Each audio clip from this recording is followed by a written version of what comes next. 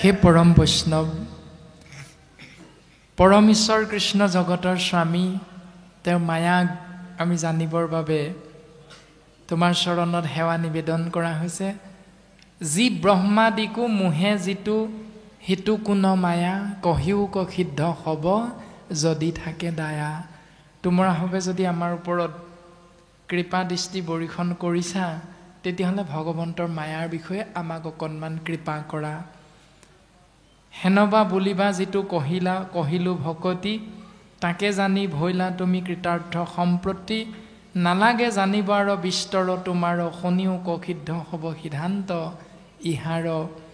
কৰৈ সংসাৰৰ তাপে আমাক দগধ, কৃষ্ণ কথা অমৃতেহে ইহাৰ ঔষধ। আজিহে জীয়াইলা মোক বচন অমৃতে, যতে শুনোহো তভু তৃপ্তি নাহি চিত্তে। আজি আমি দ্বিতীয় জন্ম পোৱাৰ নিচিনা লাগিছে, সেই সিদ্ধ হ'ব। তোমালোকে আমাক ভগৱন্তৰ যি অমৃত বাণী প্ৰকাশ কৰি আছা, আমি ইয়াতেই সন্তুষ্ট। তথাপিতো দেখোন মনে মানি নলয়, যেন আৰু শুনিম এনেকুৱা ভাৱনা হৈছে সেই সিদ্ধসকল। গতিকে আৰুনো কি শুনিম ভাবি পোৱা নাই। আমাৰ মনলৈ আহিছে যে সেইজন ঈশ্বৰ কৃষ্ণৰ হেনো মায়া, সেই মায়াত বিধিবৰ ব্ৰহ্মাও মোহিত হৈ আছে। সেইটোনো কেনেকুৱা মায়া, তাৰ বিষয়ে তুমি আমাক অকণমান কৃপা কৰিব লাগে। এই বুলি 9জন সিদ্ধৰ চৰণত সেৱা নিবেদন কৰিছে। আৰু সেই 9জন সিদ্ধৰ এতিয়া কোনজনে উত্তৰটো দিব, পদবন্ধে আমাক ক'ব। কৃষ্ণ ভগৱান মায়া বৰ্ণন নিমিৰ সেই প্ৰশ্ন শুনি 9জন সিদ্ধৰ ভিতৰত এইবাৰ অন্তৰীক্ষ নামৰ সিদ্ধজনে আগবাঢ়ি আহি নিমি ৰজাক অৱগত কৰিছে। সেই ৰাজন নিমি,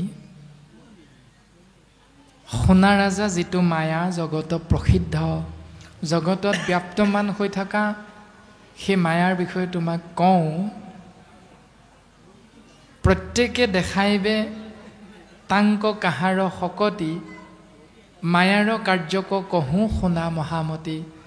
মায়াৰ বিষয়ে প্ৰত্যক্ষ ৰূপত পোনপটীয়াকৈ দৰ্শন কৰাব পৰা শক্তি এই সংসাৰত কাৰো নাই। তথাপিতো মায়াৰ কাৰ্যবিলাক আমি ক'ব বিচাৰিম। সেই কাৰ্যৰ দ্বাৰাই তুমি মায়াক নিজে বুজিবৰ বাবে মাত্ৰ চেষ্টা কৰিবা। এই বুলি অন্তৰীক্ষ নামৰ সিদ্ধজনে নিমি ৰজাৰ আগত প্ৰকাশ কৰিছে। এৰা অনাদি পুৰুষ কৃষ্ণ জগত কাৰণ, সৃজিলা মায়াক লয়া মহাভূত গণ। সেই ৰাজন তুমি শুনা, যি অনাদি, যাৰ আদি নাই অন্ত নাই, যি অজব্ৰহ্ম, যাৰ জন্ম নাই মৃত্যু নাই, সেই অজব্ৰহ্ম অনাদি পুৰুষ কৃষ্ণই হ'ল জগতৰ কাৰণ, অৰ্থাৎ সৃষ্টি স্থিতি আৰু প্ৰলয়ৰ একমাত্ৰ গৰাকী কৃষ্ণ তত্ত্ব। তেওঁ কি কৰিছে, নিৰ্গুণ নিৰাকাৰ কৃষ্ণ তত্ত্বই সৰ্বপ্ৰথম সগুণ সাকাৰ এটা ৰূপ ধাৰণ কৰিছে। আৰু সেই সগুণ সাকাৰ ৰূপটো হ'ল নাৰায়ণ তত্ত্ব। আৰু সেই নাৰায়ণ তত্ত্ব সগুণ সাকাৰ ৰূপত আহি তেওঁ 5টা বিশেষ তত্ত্ব সৃষ্টি কৰিছে। সেই 5টা বিশেষ তত্ত্ব হ'ল ক্ষিতি, অপ, মৰুত, ব্যোম, তেজ, যাক পঞ্চভূত বুলি কোৱা হৈছে। মাটি, পানী, বায়ু, অগ্নি, আকাশ। আৰু এই পঞ্চভূত সৃজন কৰি সেই পঞ্চভূতত ভগৱন্ত ঈশ্বৰ কৃষ্ণই বিভিন্ন ধৰণে একোটা শৰীৰৰ সৃজন কৰাৰ কথা চিন্তা কৰিলে। আৰু সেই শৰীৰ সৃজন কৰিবৰ বাবে তেওঁ মায়াক সৃজন কৰি লৈছে। অৰ্থাৎ পঞ্চভূতৰ দ্বাৰা যি শৰীৰ নিৰ্মাণ কৰা হৈছে সেই শৰীৰটোকে এক অৰ্থত মায়া বুলি কোৱা হৈছে, যাক প্ৰকৃতি বুলি কয়, ভগৱতী বুলি কয়, দুৰ্গা বুলি কয়, কালী বুলি কয়, ভদ্ৰা বুলি কয়। শাস্ত্ৰই এনেকৈ আমাক সিদ্ধান্ত দিছে। সেয়াই হ'ল মায়া। অৰ্থাৎ আমি দিনৰ ভাগত কোৱা হৈছিল পঞ্চভূতি দেহাকেশে মায়া বুলি কয়। এই পৰম সত্যটো বৰ্তমান পদবন্ধে কৈছে। তাৰ পাছত মায়ায়ে উপায়ে প্ৰাণী সজিলা আশেষ, এনেধৰণে ভগৱন্ত নাৰায়ণ তত্ত্বই পঞ্চভূতত বিবিধ শৰীৰ সৃজন কৰি সেই মায়াৰ মাজত তাতে অন্তৰ্যামী ৰূপে ভৈলন্ত প্ৰৱেশ, তাতে নিৰ্গুণ নিৰাকাৰ তত্ত্ব ব্ৰহ্মৰূপত প্ৰকাশ হ'ল, প্ৰৱেশ হৈছে। আৰু প্ৰৱেশ হোৱাৰ পাছত বিভন জীয়াই আপোনাক প্ৰভু নাৰায়ণ সৃজিলা ইন্দ্ৰিয় যত প্ৰাণ বুদ্ধি মন, ইন্দ্ৰিয়ৰ সংগে জীৱ ভুঞ্জে বিষয়ক, আত্মা বুলি মানে মায়াময় শৰীৰক।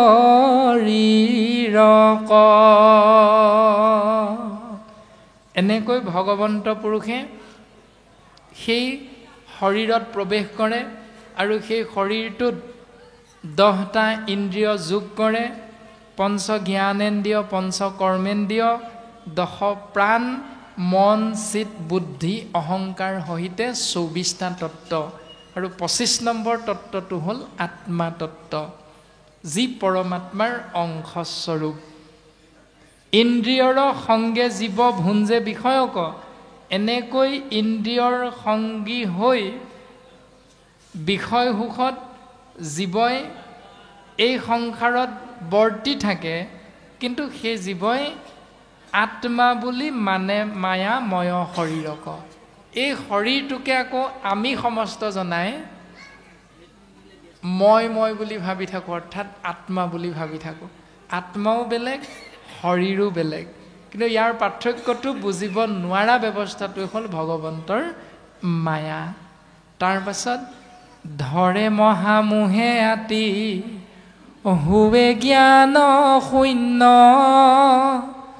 সকামে অনেক কৰ্ম কৰে পাপ পুণ্য।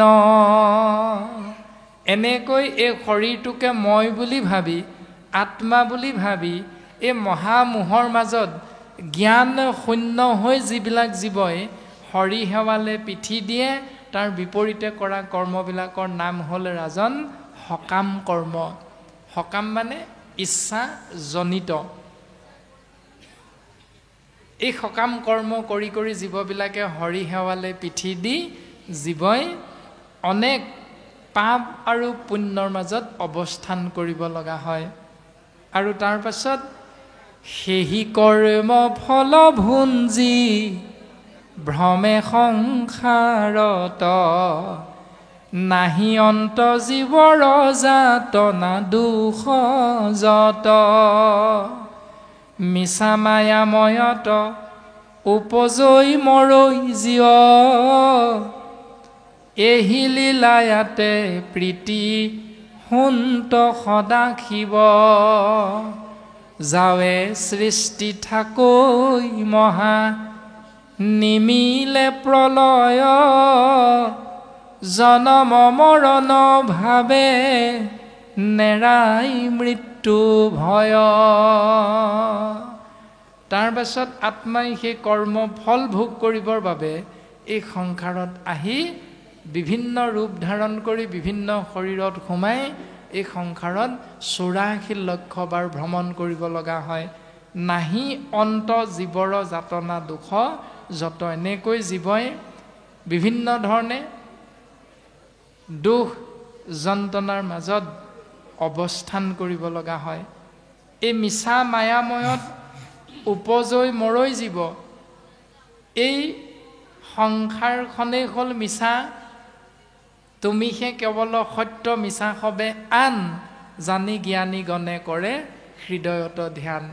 যিসকল তত্ত্বদৰ্শী ঈশ্বৰ সেৱাৰ মাজেৰে জীৱন অতিবাহিত কৰে, তেওঁলোকে ভগৱন্ত ঈশ্বৰ কৃষ্ণক হৃদয়তে স্মৰণ কৰে। কাৰণ গকুলৰ গোপীসকল আৰু শিৱই সিদ্ধান্ত দি থৈ গৈছে, কৃষ্ণ তুমি আছা হেনো সবাৰো হৃদিত, তত্ত্ব নাপাই তোমাক বিচাৰো বাহিৰত।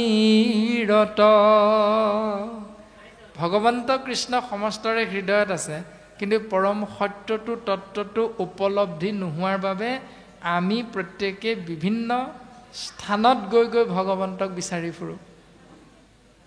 সেইকাৰণে সিদ্ধান্ত দিছে মায়াময় সংসাৰখন মিছা, ইয়াত এই পৰম সত্য আত্মাৰ ৰাম তত্ত্বটো উপলব্ধি নকৰা যিসকল জীৱ আছে, সেইবিলাকে এই মায়াত আবদ্ধ হৈ এই সংসাৰত দুখ যন্ত্ৰণাৰ মাজেৰে জীৱন অতিবাহিত কৰিব লগা হয়।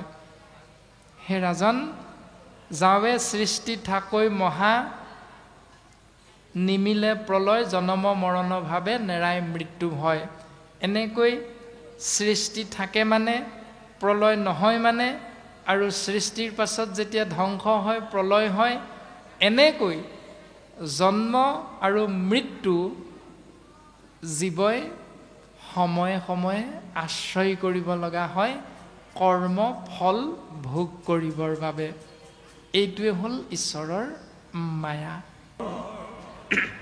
ৰামে ত্ৰৈলোক্যক কৰে তাপ প্ৰচণ্ডয়াদিত্য,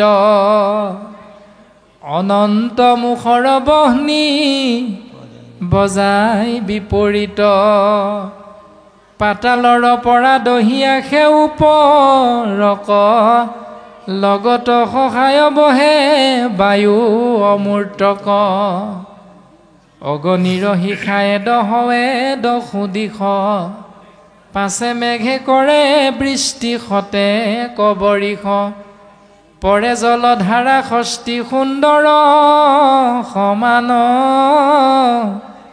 প্ৰলয়ৰ জলে কৰে জগত নিৰ্জান। হে ৰাজন, পশু পক্ষী বৃক্ষ কীট পতংগ যোনিত উপজি যাতনা আদি ভুঞ্জে বিপৰীত। আত্মাতত্বই এনেকৈ বিভিন্ন শৰীৰত অৱস্থান কৰি কৰি জন্ম হয়, তাৰ পাছত মৃত্যু হয়, মৃত্যুৰ পাছত আকৌ জন্ম হয়, আকৌ মৃত্যু হয়। এনেকৈ জন্ম মৃত্যু শৰীৰত সোমাই সোমাই জীৱই 84 লক্ষ বাৰ এই সংসাৰত ভ্ৰমণ কৰিব লাগে। আৰু ভ্ৰমণ কৰাৰ অন্তত যেতিয়া মনুষ্য শৰীৰত প্ৰৱেশ কৰিব, আৰু মনুষ্য শৰীৰত প্ৰৱেশ কৰি যেতিয়া শাস্ত্ৰসন্মতে ঈশ্বৰ সেৱাৰ মাধ্যমেৰে জীৱন অতিবাহিত কৰিব, তেতিয়াই সেই জীৱই সংসাৰৰ পৰা মুকুতি লাভ কৰিব পাৰে। এনেকৈ অন্তৰীক্ষ সিদ্ধই সিদ্ধান্ত দিছে, মায়াৰ যতেক কাৰ্য কাৰণ সমস্ত দুনায়নী মায়াত কৰান্ত সবে অষ্ট। মায়াৰ এই কৰ্মবিলাক সকলো পুনৰ মায়াৰ মাজেৰেই ভগৱন্ত পুৰুষে নিশেষ কৰে। হৈ অনাবৃষ্টি পাছে শতেক বৎসৰ মিলৈ মহামৰণ লোকৰ নিৰন্তৰ। এনেকৈ 100 বছৰ অনাবৃষ্টি হয়, তাৰ পাছত জীৱৰ এই সংসাৰৰ পৰা পৰিত্ৰাণ হয়। ত্ৰৈলোক্যক কৰে তাপ প্ৰচণ্ড আদিত্য, অনন্ত মুখৰ বহ্নি বজাই বিপৰীত, পাতালৰ পৰা দহি আহে ওপৰক, লগত সহায় বহে বায়ু অমূৰ্তক। এনেকৈ অনাবৃষ্টি হয় 100 বছৰ, জীৱৰ মৃত্যু হয়, তাৰ পাছত জীৱৰ আকৌ জন্ম হয়। স্বৰ্গ মত্ৰ পাতাল প্ৰচণ্ড আদিত্যৰ তাপ অনন্ত মুখৰ বহ্নি সহিতে লগ লাগি পাতালৰ পৰা বায়ুৰ সহিতে ওপৰলৈ উঠি আহে অগ্নিৰ শিখায়ে দহৱে দশোদিশ পাছে মেঘে কৰে বৃষ্টি শতেক বৰিশ এনেকৈ অগ্নি পাতালৰ পৰা ওপৰলৈ আহি সমস্ত সংসাৰ দাহ কৰে তাৰ পাছত আকৌ সেই অগ্নিক শতেক বছৰ বৰষুণৰ দ্বাৰা নিশেষ কৰা হয় পৰে জলধাৰা হস্তি সুন্দৰ সমান প্ৰলয়ৰ জলে কৰে জগত নিৰ্জান আকৌ সেই অগ্নি তত্ত্বক জল তত্ত্বই নিশেষ কৰি সমস্ত জলময় হৈ যায় নথাকয় প্ৰাণী আৰু ব্ৰহ্মাণ্ড ভিতৰ এনেকৈ প্ৰাকৃত প্ৰলয় আৰম্ভ হয় নথাকয় প্ৰাণী আৰু ব্ৰহ্মাণ্ডৰ ভিতৰ এই ব্ৰহ্মাণ্ডত প্ৰাণীৰ কোনো চিনচাব নাইকিয়া হয় কৃষ্ণৰ কটাক্ষে নষ্ট হোৱে চৰাচৰ ভগৱন্ত ঈশ্বৰ কৃষ্ণৰ কটাক্ষতে সমস্ত চৰাচৰ নাশ হৈ যায় স্থূল দেহ ভগ্ন ভৈলে যত জীৱ ৰাখি পুনৰপি প্ৰকৃতিত লীন হৈ আহি এই স্থূল দেহটো ভগ্ন হৈ জীৱ ৰাখি পুনৰ প্ৰকৃতিত লীন হয় যিটো ব্ৰহ্মা মাধৱৰ ভকতিবিহীন যিটো ব্ৰহ্ম মাধৱৰ ভকতিবিহীন তেহু হৈ আহি পুনঃ প্ৰকৃতিত লীন এনেকৈ যিটো ব্ৰহ্ম মাধৱ ঈশ্বৰ কৃষ্ণৰ চৰণ সেৱাৰ বিপৰীতে গতি কৰিছিল এই সংসাৰত সেই জীৱ আহি প্ৰকৃতিত লীন যাব লগা হয় তাৰ পাছত ব্ৰহ্মাৰো মুকুতি নাহি নভৈলে ভকতি সামান্যৰ কিবা কথা কহিব নিপতি সৃষ্টি দায়িত্ব আছিল প্ৰজাপতি ব্ৰহ্মা যাক বিধিবৰ বুলি কোৱা হয় সেই প্ৰজাপতি ব্ৰহ্মায়ো ভকতি নকৰিলে শাস্ত্ৰই কৈছে মুকুতি নাই বোলে তেনে ক্ষেত্ৰত আমি কলিৰ সামান্য মনুষ্যই কেনেকৈ মুকুতি পাম ভক্তি নকৰাকৈ এই বুলি অন্তৰীক্ষ নামৰ সিদ্ধজনে আমাক বৰ্তমান পদবন্ধে ঈশ্বৰৰ মায়াৰ দৰ্শনটো প্ৰকাশ কৰিছে এই ৰাম সদয় হৃদয় দেখি ভৈলাসী ধগন ৰাজাক সম্বোধিবলৈ মধুৰ বচন আউৰ কিবা শুনিবাক ইচ্ছাছে মনে পুচিও নৃপতি তুমি আহমাত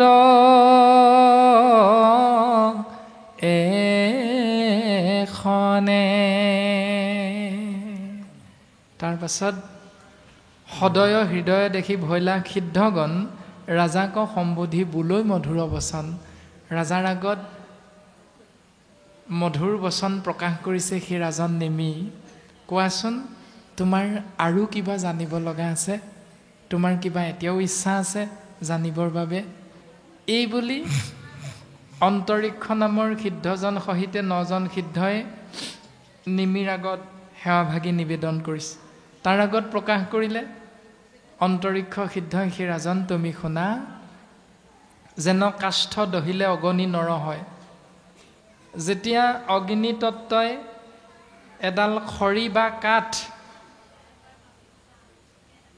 জ্বলাই দিলে অগ্নি তত্ত্বটো তাত উদ্ভৱ হয় আৰু উদ্ভৱ হৈ যেতিয়া কাঠডাল জ্বলি জ্বলি জ্বলি জ্বলি শেষ হয় অগ্নি তত্ত্বটো কলৈ যায়গৈ কাঠডাল থাকে মানে জুইকুৰা আমি দেখি থাকোঁ কিন্তু কাঠডাল পুৰি শেষ হ'লে জুইও নাইকিয়া হয় কাঠডালো নাইকিয়া হয় সেই কথাটো কৈছে যেন কাষ্ঠ দহিলে অগণি নৰ হয় খৰিডাল খৰিভাগে আমি অলপ সময় আগত দেখি আছোঁ জুইও জুইভাগেই দেখি আছোঁ কিন্তু জুই আৰু কাঠ লগ লগাই দিলে 5 মিনিটমানৰ পাছত খৰিডালো ছাই হৈ যায় আকৌ সেই ছাইতে জুইকুৰা অগ্নি তত্ত্বটো নাইকিয়া হৈ যায় এটাও নাইকিয়া হৈ যায় আমি দুইটাকে নেদেখা হৈ যাওঁ সেইমতে হুৱে সবে প্ৰকৃতিত লয় ঠিক তেনেকৈ সকলোবিলাক প্ৰকৃতিত লয় হয় শুনা আবে যেন মতে মহাভূত ছয় অন্য অন্য হুৱে গয়া কাৰণত লয় এই মহাভূত ক্ষিতি অপ মৰুত বিয়ুম তেজ মাটি পানী বায়ু অগ্নি আকাশ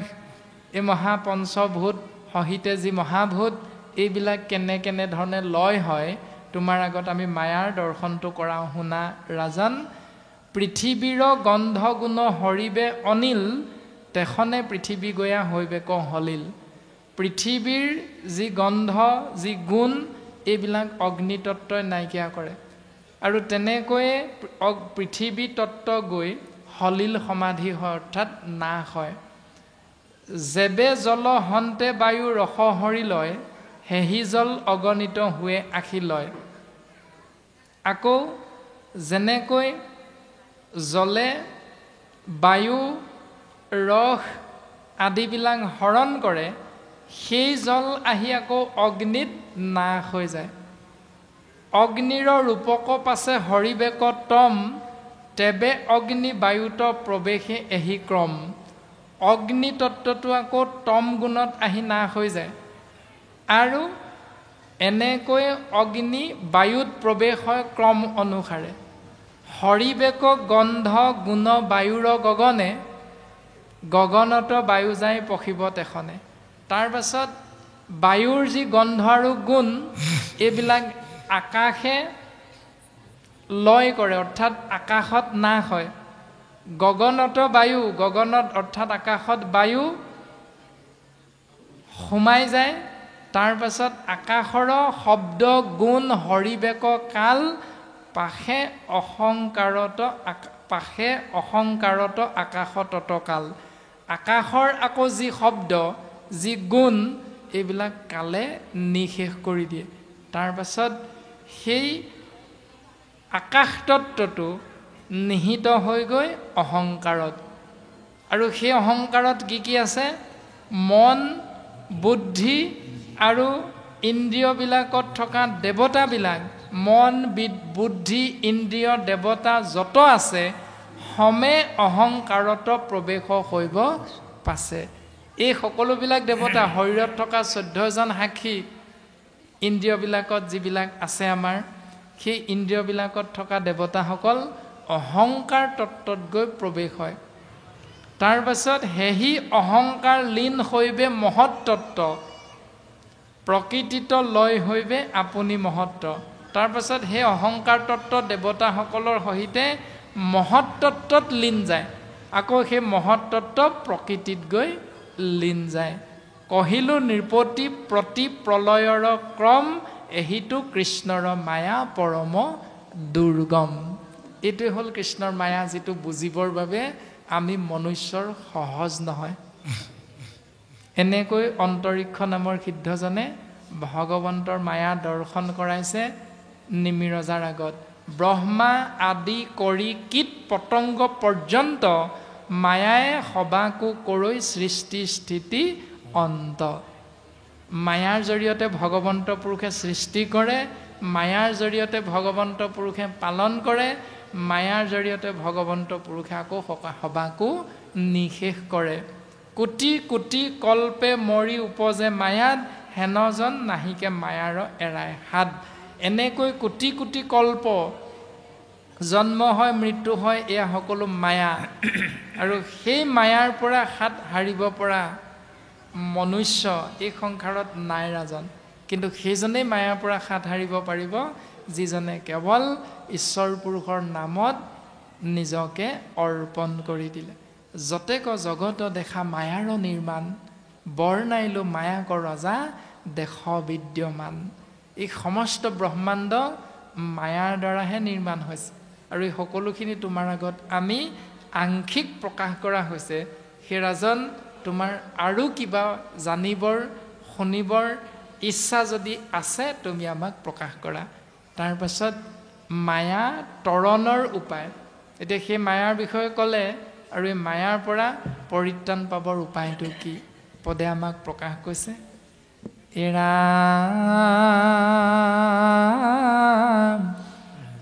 ৰাজায়ো জানিলা সিদ্ধ, সদয় মাত পুচিলন্ত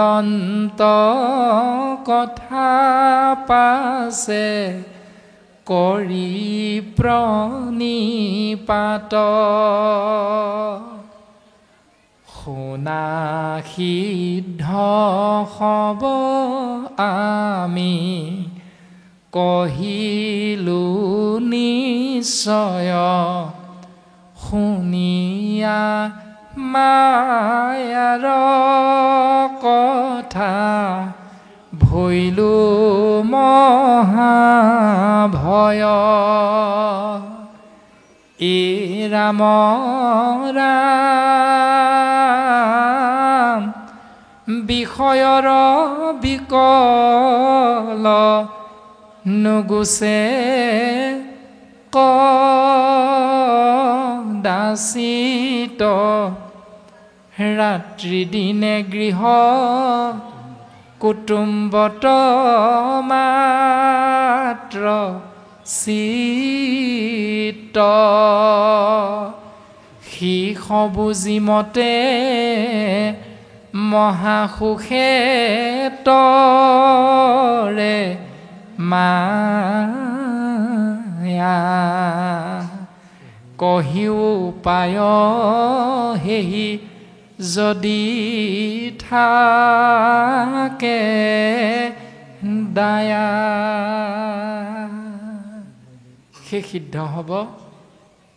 তোমালোকে আমাক যদি কৃপা কৰিম বুলি ভাবিছা তেতিয়াহ'লে কোৱা যে আমি সমস্ত জীৱ বিষয়ৰ মাজত আবদ্ধ মায়াত আছোঁ, দিনে ৰাতিয়ে গৃহ কুটুম্বতে মাত্ৰ চিত্ত। গতিকে আমি সমস্ত জনা বিষয়ী শৰীৰধাৰী মনুষ্যই কেনেকৈ ভগৱন্তৰ মায়াৰ পৰা তৰিব পাৰিম, ইয়াৰ উত্তৰটো তোমালোকে আমাক অৱগত কৰোৱা। এইবুলি নিমিৰজাই সিদ্ধসকলক সুধিলে আৰু সিদ্ধসকলে ইয়াৰ উত্তৰ দিবৰ বাবে 9জন সিদ্ধৰ ভিতৰত কোনোবা এজন আগবাঢ়িছে। পদে আমাক ক'ব, বাপে অকণমান আকৌ আগবঢ়াই দিব। কৃষ্ণ। নিমিৰজাই যেতিয়া মায়াৰ পৰা তৰণৰ উপায় বিচাৰিলে তেতিয়া 9জন সিদ্ধৰ ভিতৰত প্ৰবুদ্ধ নামৰ সিদ্ধজনে আগবাঢ়ি আহি বিভিন্ন ধৰণে চিন্তা কৰি নিমিৰজাৰ আগত প্ৰকাশ কৰিলে, সিৰাজন মায়াৰ তৰণ উপায় শুনিও সম্প্ৰতি উপজাইবে প্ৰথমে সবাতো বিৰকতি দেখি শুনি মানে ইটো জগত যতেক মায়াৰ ৰচনা জানা সম্যক তাতক। যে অনেক গুণী গান্ধী চিন্তা কৰি উত্তৰটো পালে যে ভকতি বিনাই অন্য উপায় নপাইলা, ভক্তিৰ বাহিৰে মায়াৰ পৰা তৰিব পৰা উপায় আৰু দ্বিতীয় এটা নাই। আৰু সেই ভক্তিৰ মাধ্যমেৰে যি জীৱই নিজৰ জীৱন অতিবাহিত কৰিবলৈ আগবাঢ়িব তেতিয়া সেই ভক্তিৰ দ্বাৰা জীৱই মায়াৰ পৰা তৰি যাব পাৰিব।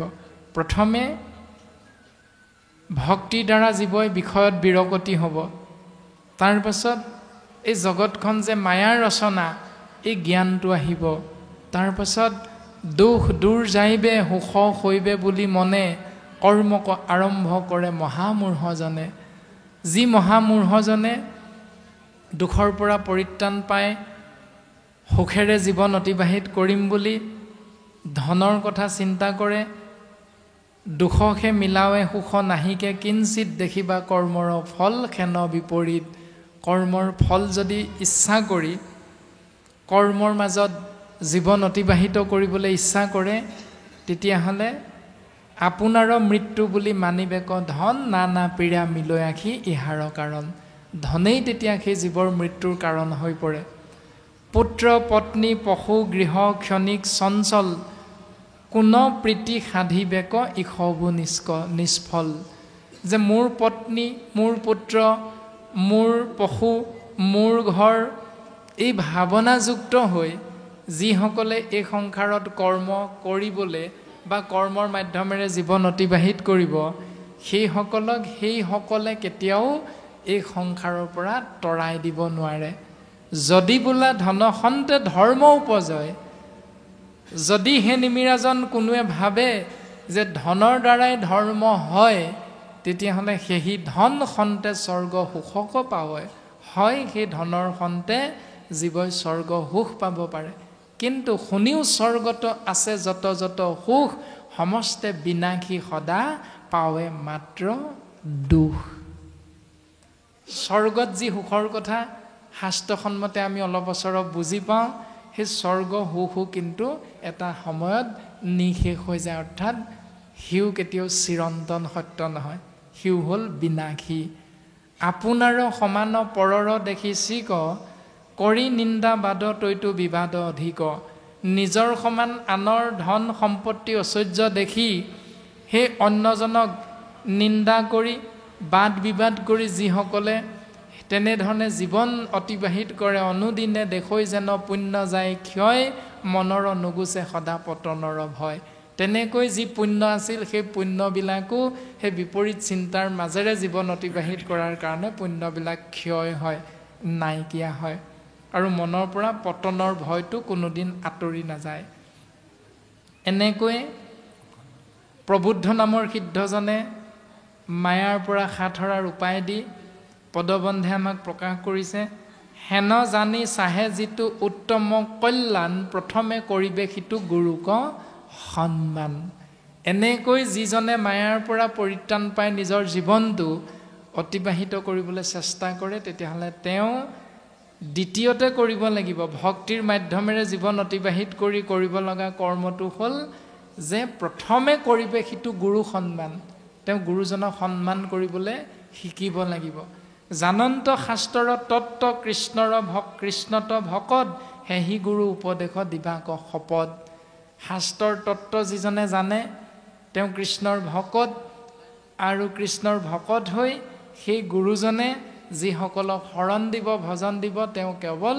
কৃষ্ণৰ চৰণতহে শৰণ আৰু ভজনৰ কথাবিলাক শিকাবৰ বাবে যত্নপৰ হ'ব লাগিব সেই কথাটো আমাক সিদ্ধান্ত দিছে যে ধ্যানং মূলং গুৰুৰ মূৰ্তি পূজা মূলং গুৰুৰ পদং মন্ত্ৰ মূলং গুৰুৰ বাক্যং মোক্ষ মূলং গুৰুৰ কৃপা গুৰুৰ কৃপা হি কেৱলম গুৰুৰ কৃপা হি কেৱলম গুৰুৰ কৃপা হি কেৱলম যদি আমি গুৰু হ'ব বিচাৰোঁ তেতিয়াহ'লে যদি আমাক গুৰুৰ আসনত উপবিষ্ট কৰোৱাই তেতিয়াহ'লে আমি কেৱল একদেৱ এক সেৱ একত বিনে নাইকেও কৃষ্ণ তত্ত্বৰ মাধ্যমেৰেহে শিষ্যসকলক আমি আগবঢ়াই নিবলৈ চেষ্টা কৰিব লাগিব কাৰণ ব্যাসৰ আগত দেৱঋষি নাৰদে কৈছে কালে কৰ্ম মিলাই বেক বিষয়ৰ সুখ উপদেশী লোক হৌক কৃষ্ণক সন্মুখ সময়ৰ লগে লগে জীৱই কি কৰ্ম কৰিব লাগে সুখ পাবলৈ দুখ পাবলৈ এইটো সময়ে নিজে শিকাই দিব কিন্তু তুমি যদি কাৰোবাক উপদেশ দিয়া তেতিয়াহ'লে উপদেশটো কৃষ্ণমুখী হ'ব লাগিব সেইকাৰণে গুৰু হ'বলৈ হ'লে কেৱল কৃষ্ণৰ চৰণ চিন্তাৰ মাধ্যমেৰে নিজেও আহিব লাগিব আৰু আনকো শিষ্যসকলকো সেই মাধ্যমেৰে জীৱনটো অতিবাহিত কৰিবলৈ শিকাব লাগিব যদ্যপি ভকত হুন্ত নুহিকা পণ্ডিত যদি ভকত হ'ল কিন্তু পণ্ডিত নহ'ল তেতিয়াহ'লে শিষ্যৰ সংশয় সিটো নপাৰে খণ্ডিত শিষ্যসকলে সোধা প্ৰশ্নৰ উত্তৰটো তেওঁ যুক্তি সহকাৰে দিব নোৱাৰে যদি বা পণ্ডিত ভৈলা নুহিকা ভকত যদি তেওঁ পণ্ডিত হ'ল কিন্তু ভকত নহ'ল তান উপদেশে বুধ নোপজে শিষ্যত তেওঁ জ্ঞানৰ দ্বাৰা শিষ্যসকল তৰিব নোৱাৰে গতিকে দুইটাৰ ভিতৰত এটাও কম নহয় তাৰমানে আমি দুইটাই হ'বলৈ চেষ্টা কৰিব লাগিব ভকতো হ'ব লাগিব সমানে সমানে শাস্ত্ৰৰ অধ্যয়নৰ মাধ্যমেৰে আমি সেই জ্ঞানটো লাভ কৰিব লাগিব পণ্ডিত হ'ব লাগিব ভকতো হ'ব লাগিব সমানে সমানে গতিকে দুইটাৰ মাধ্যমেৰেহে আমি জীৱই এই সংসাৰত কেনেকৈ বৰ্তি থাকিব লাগে জীৱন অতিবাহিত কৰিব লাগে এই কথাখিনি সুন্দৰভাৱে বুজিব পাৰিম ৰাম হৰিক বান্ধৱ মানি কৰয় কীৰ্তন সকলে শাস্ত্ৰক জানে সেহি মহাজন বিশিষ্ট গুৰুক কপতে সেৱা কৰি মানিবেক এন্তে আত্মা এন্তে মহাহৰি হেনয় বিনয় কৰি গুৰুৰ চৰণে ভাগৱত ধৰ্ম শিকিবে ক এক মনে যি ধৰ্মত তুষ্ট হুয়া প্ৰভু ভগৱন্ত নিজ ভকতত আপোনাকে দান দেন্ত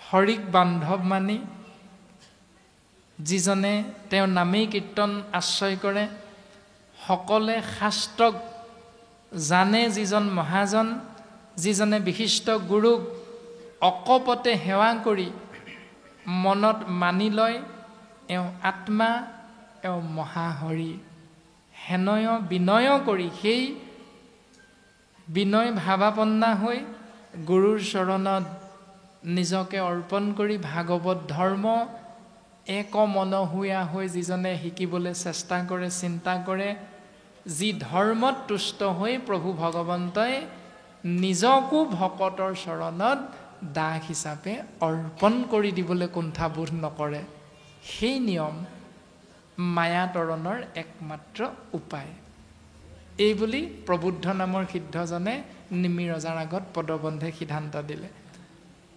নিৰন্ত ক্ষণে কৰ প্ৰভু দামোদৰ কাছতে থাকন্ত যেন বলি প্ৰহ্লাদৰ যেনেকৈ বলিৰ হোটল পুৰিলে গমন হ'ল ভগৱন্ত পুৰুষে বলিক হোটলপুৰীত গৈ সকলো সময়তে ৰক্ষা কৰি থাকিম বুলি প্ৰতিশ্ৰুতি দিব লগা হ'ল যেনেকৈ ভক্ত প্ৰহ্লাদক ভগৱন্ত পুৰুষৰ নাম আশ্ৰয় কৰাৰ বাবে পিতৃ হিৰণ্যকশিপুৰে কৰা প্ৰত্যেকটো শাস্তিৰ পৰা ভগৱন্ত পুৰুষে প্ৰহ্লাদক উদ্ধাৰ কৰি থাকিল ৰক্ষা কৰি থাকিল ঠিক তেনেকৈ ভগৱন্তৰ নাম আশ্ৰয় যদি কৰা সেই নিমিৰাই সেই জীৱৰ প্ৰতি ভগৱন্তই তেনেকৈ ৰক্ষা কৰি থাকে কৃপা কৰি থাকে প্ৰথমে লৈবেক হেন জানি সাধু সংগ আৰু এই পৰম সত্যটো অনুধাৱন কৰি প্ৰথমে সাধুৰ সংগ আশ্ৰয় কৰিব লাগিব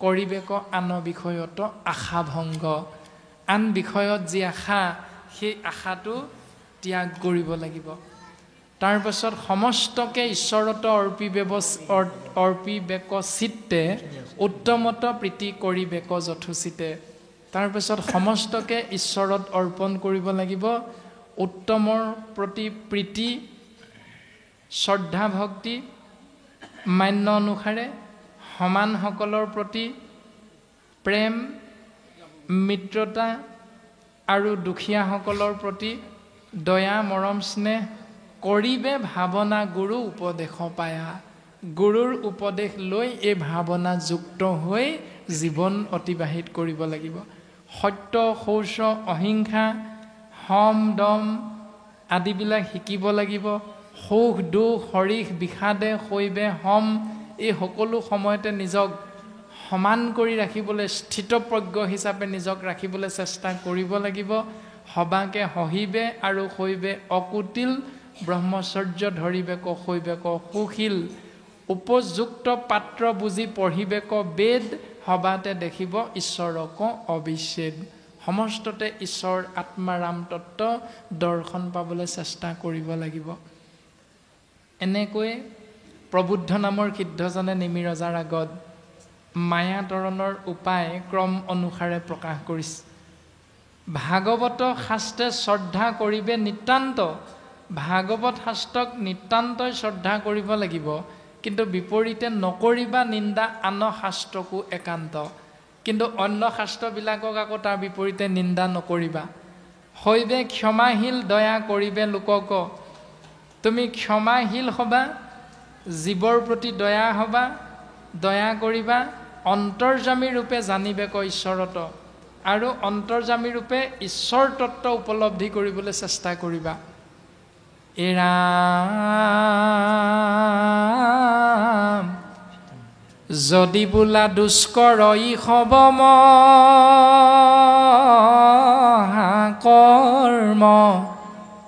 যদি এইবিলাক অতিব টান কাম বুলি তুমি ভাবিছা সেই ৰাজন নিমি শুনিও সুগম তেবে ভাগৱত ধৰ্ম। তেতিয়াহ'লে তোমাক আমি ভাগৱত ধৰ্ম সুগম পথটো কওঁ শুনা। ঐ ঈশ্বৰ কৃষ্ণৰ জন্ম কৰ্ম গুণ গণ সদায় কৰিবে ধ্যান শ্ৰৱণ কীৰ্তন। ঈশ্বৰ কৃষ্ণৰ জন্ম কৰ্ম গুণ যশ সদায় ধ্যান কৰিবা, শ্ৰৱণ কীৰ্তন কৰিবা। এই বাকীবিলাক যদি কৰিব নোৱাৰা তেতিয়াহ'লে সদায় সদায় গুৰু সেৱা কৰা। ৰাতিপুৱা গুৰু সেৱা কৰোঁতে কীৰ্তন একাধ্যায় পাঠ কৰা, কৃষ্ণ গুণ নাম, নহ'লে মাধৱ গুৰুজনাৰ দ্বাৰা প্ৰণয়ন কৰা নামঘোষা 5 জোকামান ঘোষা তুমি ৰাতিপুৱা গুৰু সেৱা কৰোঁতে আশ্ৰয় কৰা। আকৌ সন্ধিয়া যেতিয়া গুৰু সেৱা কৰিবা, নাম প্ৰসংগ কৰিবলৈ যদি শিকা নাই তেতিয়াহ'লে ভাগৱতকে একাধ্যায় পাঠ কৰি তাৰ অৰ্থটো বুজিবলৈ চেষ্টা কৰা। এইয়া ঈশ্বৰ কৃষ্ণৰক জন্ম কৰ্ম গুণ গণ সদায় কৰিবে ধ্যান শ্ৰৱণ কীৰ্তন। একেবাৰে চমু পথটো দিছে। এই ৰামে তানৱৰ্থে কৰিবে ক ধৰ্ম যত যত নিবেদিব সমস্তে গোবিন্দ চৰণত। পুত্ৰ পত্নী সবাকো সেৱক কৰি দিব আপোন প্ৰাণকো কৃষ্ণ পাৱত অৰ্পিব। ৰামে কৰিব সুহৃদ হৰি ভকত সহিতে বৃক্ষ পশু পক্ষীকো অৰিচিব যথোচিতে। তাতো কৰি সাদৰিব মনুষ্য জাতিক ধৰ্মশীল জনক অৰিচিব ততোধিক। যিটো মহাভক্তৰ কৃষ্ণে সে আত্মা প্ৰাণ ধৰ্মিষ্ঠটো অধিক কৰিবে বহুমান। দেৱটো তীৰ্থটো কৰি ভকতে সে পূজ্য কহিলো নৃপতিটো বেদান্তৰ গুজ্য। সুন্দৰভাৱে আমাক সিদ্ধান্ত দিলে। এই ৰাম তপ জপ তীৰ্থ ব্ৰত আৰু সদাচাৰ। তপ জপ তীৰ্থ ব্ৰত আৰু সদাচাৰ। ধন জন গৃহ পুত্ৰ ভাৰ্যা আপোনাৰ। ধন জন গৃহ পুত্ৰ ভাৰ্যা আপোনাৰ। ও সমস্তকে শুদ্ধ ভাৱে অৰ্পিলে কৃষ্ণত। সমস্তকে শুদ্ধভাৱে যদি কৃষ্ণদেৱত অৰ্পণ কৰা যায় তাকে সেবুলয় মহা ধৰ্ম ভাগৱত।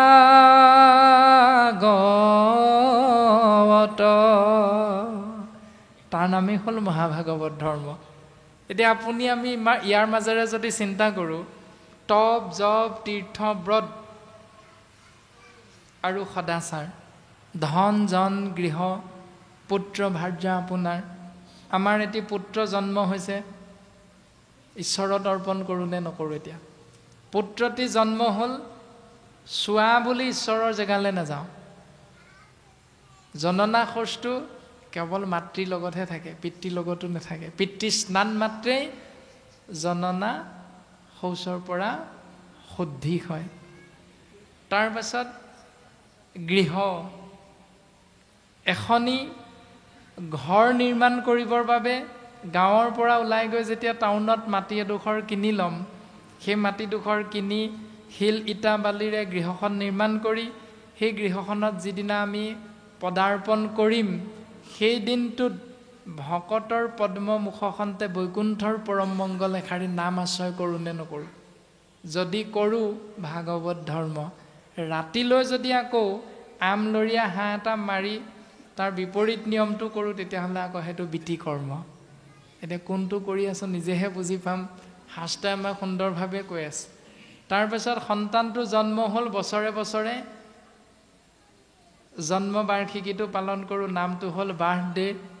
বাৰ্থডেটো পালন কৰোঁতে মম কেইডালমান জ্বলাই কেক এটা কাটি ফু মাৰি মম কেইডাল নুমুৱাই হেপী বাৰ্থডে টু ইউ বুলি কৈ মংগল কামনা কৰোঁ, আশীৰ্বাদ দিওঁ, নে সন্তানটোৱে মেট্ৰিক পৰীক্ষা দিবৰ সময়ত মাক দেউতাকৰ সন্মানটো বচাবৰ বাবে নামঘৰত গৈ চাকি এগছ দি গুৱাপান অৰিহণা আগবঢ়াই ঘোষা এজোকা গাই সেৱা কৰি কোনটো পথেৰে আমি জীৱৰ মংগল বিচাৰোঁ? তাতেই ভাগৱত ধৰ্মটো সুন্দৰভাৱে দৰ্শন পায়। যদি মমকেইডাল নুমুৱাই কেকটো কাটি সন্তানটোৰ মংগল বিচাৰোঁ, তেতিয়াহ'লে মেট্ৰিক পৰীক্ষাৰ সময়ত নামঘৰলৈ গৈ মাটি চাকি গছ জ্বলোৱাৰ কোনো অৰ্থ নাই। কাৰণ মম নুমুৱাই দিয়াতহে আপোনাৰ মোৰ মংগল হয় বুলি বিশ্বাসটো আছে। যদি বন্তি গছ জ্বলোৱাতহে জীৱৰ মংগল হ'ব বুলি ঈশ্বৰৰ ঘোষা এজোকা গাই ঈশ্বৰক সেৱা কৰাৰ মাধ্যমেৰেহে জীৱৰ মংগল হ'ব বুলি বিশ্বাস আছে, তেতিয়াহ'লে বাৰ্থডে দিনাই সেই পশ্চিমীয়া সংস্কৃতিটো আশ্ৰয় নকৰাটোৱে গৃহস্থী ধৰ্মৰ ভাগৱত ধৰ্মৰ নিয়ম। সেই দিনটোত অন্ততঃ 2-3জন ভকতক মাতি ভাগৱত এক অধ্যায় বা কীৰ্তন এক অধ্যায় পাঠ কৰোৱাই যিটো সন্তানৰ জন্মদিন, সেই সন্তানটোকে ঘোষা এজোকা গাই সেৱা কৰিবলৈ শিকাব লাগে। মাক দেউতাকেতো সেৱা কৰিমেই, কিন্তু সন্তানটোক সেই প্ৰাৰ্থনাটো আঁতটো ধৰিবলৈ দায়িত্বটো দিব লাগে। তোমাৰহে জন্মদিন, তুমি ঈশ্বৰৰ মংগল পাবলৈ হ'লে ভকতেই ঈশ্বৰ, গতিকে সেই নিয়মখিনি আমি শিকাব লাগে। সেইটো হ'ল ভাগৱত ধৰ্ম।